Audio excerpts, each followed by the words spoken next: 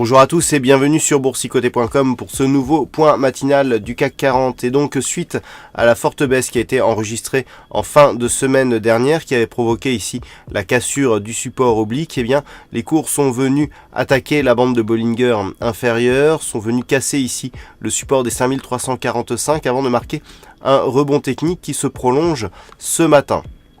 Même si nous avons un rebond technique, nous pouvons constater ici que les cours évoluent sous la moyenne mobile 20 exponentielle. Donc suite à la rupture ici de ce support, on a bien contact bol inférieur, retour sous la moyenne mobile 20 exponentielle qui est caractéristique ici d'une possible poursuite du mouvement baissier.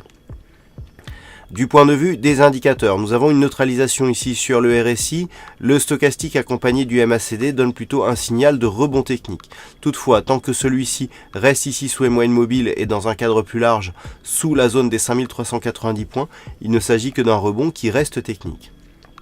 Qui plus est, par rapport à la dernière dynamique que nous avions eue ici, qui avait porté le CAC 40 sur les 5442 points, eh bien, le retracement de Fibonacci ici des 61,8% ayant été cassé, même si celui-ci s'est imposé en tant que support sur la dernière bougie de la semaine dernière, eh bien, nous avons un objectif technique qui reste un possible retour ici sur la zone des 5265 points. C'est l'objectif qu'il faudra surveiller en cas de cassure ici des 5345, suite à l'ouverture donc de cette semaine. On reste pour l'instant dans une zone de neutralité entre ces 5345 et les 5390 points.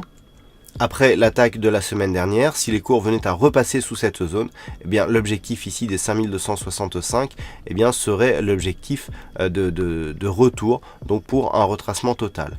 Sous cette zone des 5265, donc en cas de rupture baissière de ce point bas significatif, eh bien, il y aurait validation de la poursuite du mouvement baissier qui a été impulsé ici par cette première dynamique. À la hausse, il faudrait repasser au-delà des 5390 points, voire au-delà des 5442 pour commencer à parler de signal de retournement. Voilà ce que l'on peut dire donc d'un point de vue technique sur cette analyse du matin. D'un point de vue macroéconomique, il faudra attendre 10h30 pour avoir le chiffre de la PMI, du PMI de la construction du côté de l'Angleterre, et sachant que nous avons aussi la réunion de l'Eurogroupe qui débute, et donc en cas d'informations qui pourraient filtrer suite à cette réunion, on peut avoir effectivement des mouvements de volatilité. Du côté des États-Unis, il faudra attendre 16h avec le chiffre de commandes à l'industrie pour avoir des news macro qui pourront éventuellement apporter un peu de volatilité sur ces marchés.